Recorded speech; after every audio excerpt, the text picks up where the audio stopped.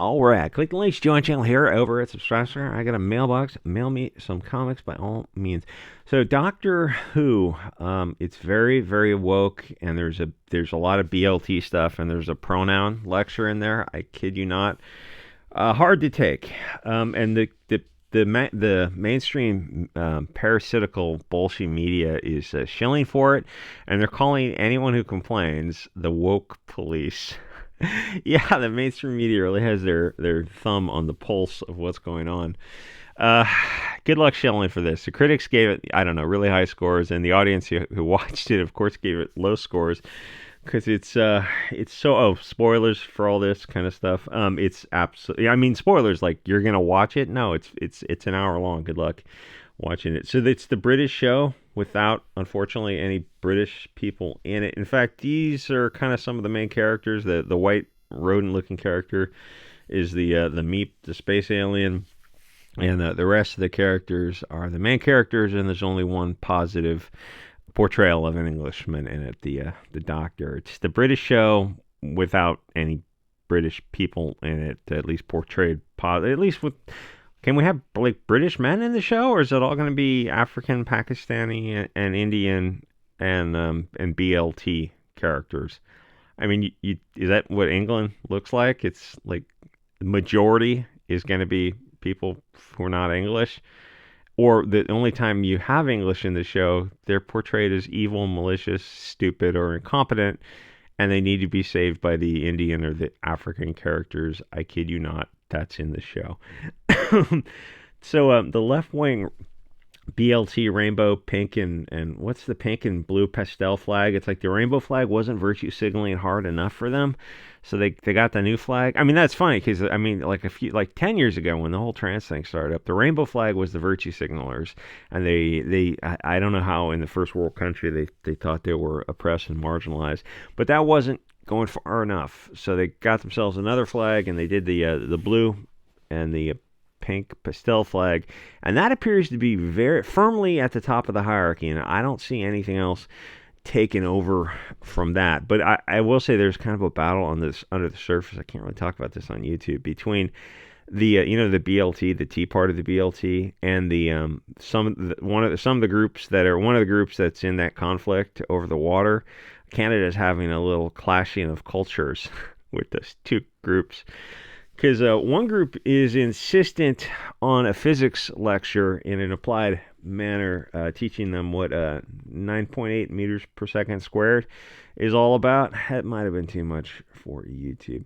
Anyway, so there's a lot of left-wing copium to try to save the show, and attacking anyone on Twitter who says the show is a fucking cancer that it is. Holy shit, it is really bad. The thing is, when you talk about reviews, you can't just, you watch something, you go, this is, F slur, R slur. It's like, well, one, you can't even say those words on social media anymore. But two, that's not really a review. It's not really descriptive. But it used to be that, those kind of hot words used to be a really good shortcut. When people would talk about movies, shows, books, comics, whatever, they'd use one of these slurs. It's F slur, R slur. It's, I don't know, what do we call woke before stuff was called woke? Preachy, I guess. Just left-wing cancer type or left-wing preachy kind of. We just said F slur, R slur. And that was a great shortcut where if enough of your friends would call it that, you're like, okay, I'm not even going to bother with it. Because, they were almost all the time, they were right. But they took those words away from mainstream social media, and then what happens is, if they censor the words in the I don't know, the free speech platform or the speech platforms where ideas are being discussed, but they censor certain words. What that does is censor certain ideas. It causes this self-censorship where concepts are just taken off the table. Where even to the point where I try to talk about this on YouTube, it's a challenge even to try to use so many dog whistles. It just gets to the point of absurdity. But the funny thing is like we're all using the same dog whistles and euphemisms that 90% of the people who are watching the videos know what I'm talking about. It's like everything is just speaking to, it's this new speak to avoid the Google artificial intelligence algorithms. Anyway, there's a lot of left-wing copium on Twitter trying to save the show. And my point being that they all have those little flags in their bios, and it's like they push the rainbow flag out, so now they have the pink and blue flag.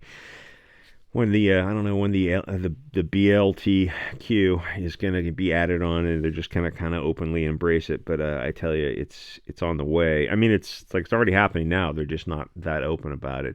Anyway, shows like this are not shows that are meant to entertain. It's a bullshit show meant to push, and very successfully does push Marxist propaganda to brainwash the cattle, the low information people, the people who are not thinking critically, which would be the people who are watching these kind of shows, the ones with those flags and their icons.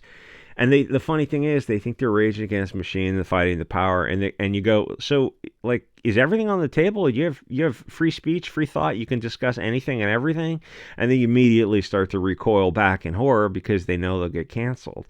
Social media, there's a whole discussion to be on how social media and the cancellation effect has shifted the discourse, almost to the point where you're probably going to cause a civil war and a World War III simply because people didn't have free speech without getting doxxed and getting fired and having their bank accounts canceled.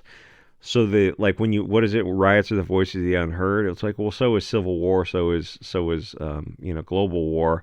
When when English people are like, had the police, who's that Irish guy?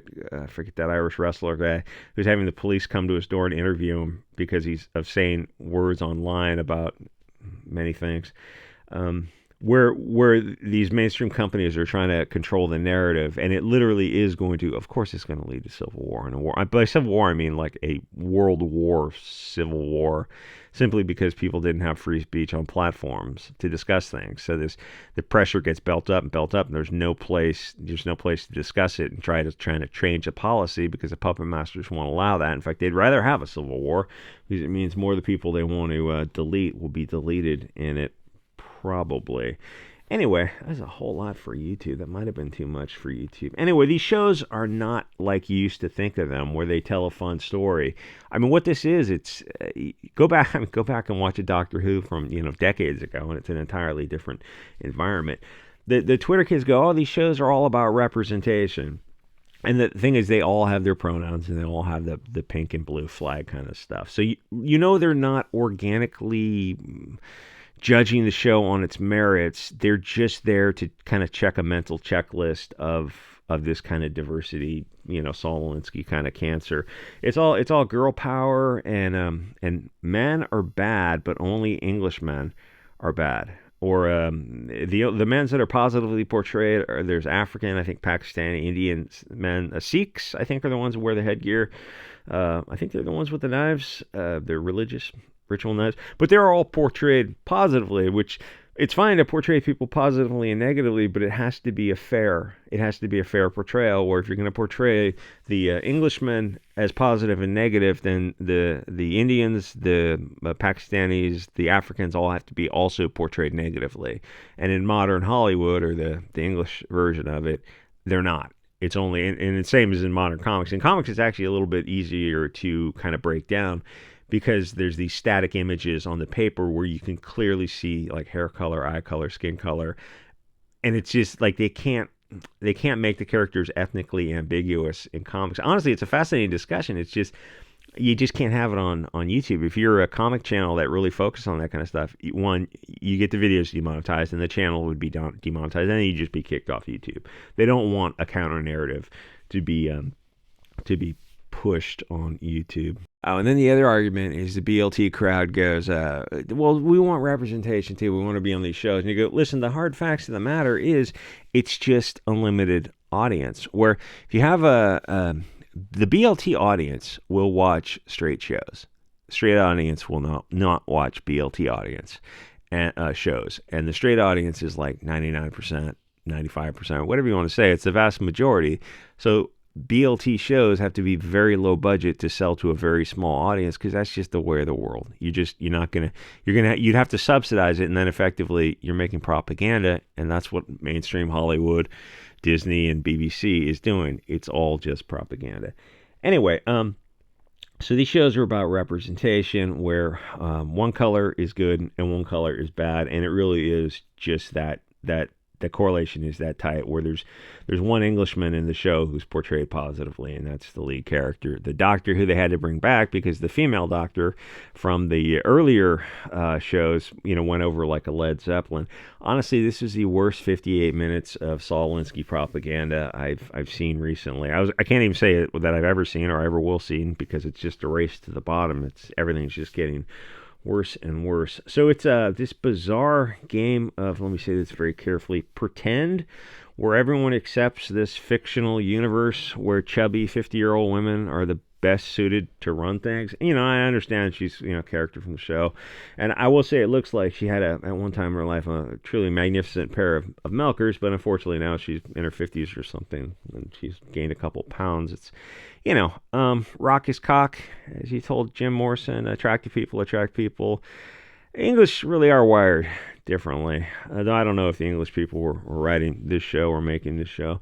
So every time you portray Englishmen in the show, they're incompetent, and the Africans and Indians need to be the wise voice of moral authority. It's just globalist fantasy that only works in short doses. I mean, that's just being generous, like, not at all, really, or to a very limited audience. It doesn't work for an hour-long show, and apparently there's 2 more on the horizon, which feels more like an event horizon, where these title effects and whatever. And anytime you see an Englishman, he's going to be portrayed as evil or incompetent. I just saw, what was that movie? That other Disney movie about the black hole. Is it called The Black Hole? I saw how Crack Galactica is. He does a live stream on Odyssey where he shows these old movies that don't get copyright struck. I think it was A Black Hole, with a bunch of great character actors and a huge budget, and it did not do well for Disney because it was not way too dark. It was too dark for kids. It was a little scary because you had these androids who were like biological under their masks and all this kind of stuff. But what a great show that was, where they go into the black hole with Anthony Perkins, I think, from Psycho. Anyway, they even gave the evil British soldiers glowing blue eyes, and the Indians had to be the moral authority. So there's a bit in there where a lesbian plays the alien, the meep, the pure white-haired alien, white and pink, rodent-like, who of course is going to be evil because they want you to associate white with evil, because that's what Hollywood's all about. And the black trans character from a mixed tribe pairing, I will say, asks what the alien's pronouns are, because the doctor assumes he just uses the male pronoun, the male honorific, as a general. And the thing is, the male is just inclusive of both the sexes, or at least it used to be. And it's funny that they are so insistent on pronouns, and they can't define what a man or a woman is. So why would you be so insistent? Like, why do words even have meaning anymore? If some words have meaning, others don't. It's like, well, I'll just use the male pronouns for everything, and you can just adjust the meaning. I mean, it's all nonsense. It's all a nonsense game of children sitting around. I'm not touching you. I'm not touching you. It's like, what kind of society does this lead to?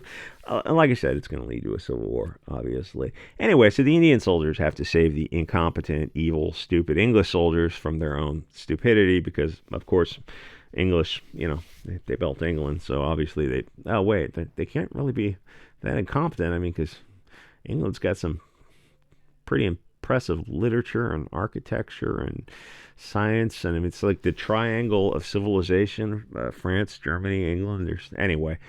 So there are several framed shots, profile shots of the Indian characters with the headgear and the dark beards, so you know that they're the good guys saving the evil blue glowing eyes British from themselves, because they're so incompetent or malicious and stupid and cruel, whatever. It's like half show and then half woke propaganda, and you could just cut it out and you'd save 30 minutes off this garbage show. Why can't the English show have actual English people in it? I mean, not paper English, but like real blood English. Or if you insist on the cancer, that is diversity, and it is cancer. Why not just make the non-English the antagonists? Could you have the black trans character be the bad guy? No, of course not. BBC, Disney would not allow that. That's my point, is that nothing you see is organic. It's all this bizarre, heavy-handed globalist propaganda. The woke crowd are slaves to these woke rules. Say if I'm writing the show and I switch it around, I make the Africans, the Indians, and the trans the evil, violent characters, and the real English the good characters, everyone just knows that's not allowed, but nobody explores why it's not allowed. And there's a great book that goes into self-censorship and brainwashing and what the media is doing to you. Is called Zen and the Art of the On-TV, I think. I think it was written in the 80s and 90s. I still have it on my bookshelf. Fantastic. That's how powerful self-censorship is. The mental censorship makes you fear certain things, so you start to fear the things that lead to the things. It's the phrase, if you're scared of the night, soon you'll be scared of the afternoon. And there was a Twitter post from Discussing Film that went through the most hated characters in media, and 90% of them were blonde Europeans, and nobody in the comments seemed to notice how out of proportion that was. They understand, people understand per capita when they wish to. So as a thought experiment, what if they were all Black, Asian, and Middle Eastern characters? But nobody even thinks of that. That's how powerful the brainwashing is, where you censor your own thoughts. You censor your own words, and then you start to censor your own thoughts, and then you start to censor entire areas of thoughts. You just go around these things, that invisible elephant in the room, and you can track it by the footprints. Anyway, so TVs and movies were the most powerful psyop on Earth. And here's the amazing thing. It used to be talked about across the spectrum. The left commie hippie types and the rightish religious types all talked about how evil and powerful media propaganda was. Then in the 90s, the voices that spoke against it were slowly silenced. The generational brainwash proved to be way too powerful. You can't have a handful of left and right people who were writing books in the 80s and 90s and before about the machinations of the evil media and have it trying to compete with the 24/7 media brainwashing machine. You'd have to cut the cords of the media, and not enough people did. I will say that the white pill is social media and alt social media that's been growing in the past pretty much decade. It's a combination of the media platforms, but also that everyone's got a very advanced computer in their hands that you can do almost everything with. So now we really do have these tools to turn what was a monologue from the puppet masters back into a dialogue or a massive parallel movement where we can bypass the puppet masters entirely and just speak to each other. And they absolutely hate that. Freedom of speech, you can't have what they're trying to accomplish coexistent with freedom of speech. They have to stop. They have to stop that. And in much of Europe, they have stopped it.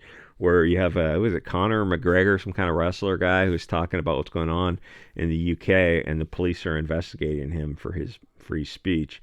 We can pull people away from the globalist media propaganda simply by making videos like this, where we can offer a counter narrative to this Frankfurt School insanity. So I watched this whole piece of anti-white, misandrist girl power cancer, so you don't have to. The critics loved it because it was just a Larry Fink funded set of woke talking points, but everyone else said it sucked BLT balls, and it very much did. There literally was only one positive portrayal of an Englishman. I shouldn't even have called him straight, I think, earlier, because in the show canon, he's been a woman, so presumably, I guess they call him trans. Every other Englishman shown in the show was evil, and the women, African, Indians, and Middle Easterners were all portrayed positively. Even the Meep, who was pure white, was evil, because white has to be associated with, you get the idea. Anyway, like, comment, subscribe. Join the channel over at Subscribestar. Mail me a comic or perhaps a beanie or a cool pocket knife through my... You're always shilling. That's the whole point of having social media, is begging for free pocket knives. Thanks to LG Vegan sent pocket knives. The others arrived anonymously for some reason. Beanies and anonymous beanies. Okay. Guess you think the FBI is watching the account or something. That's fine. Stay anonymous. Anonymous is good. Thanks, guys, for everything. I'll see you guys next episode.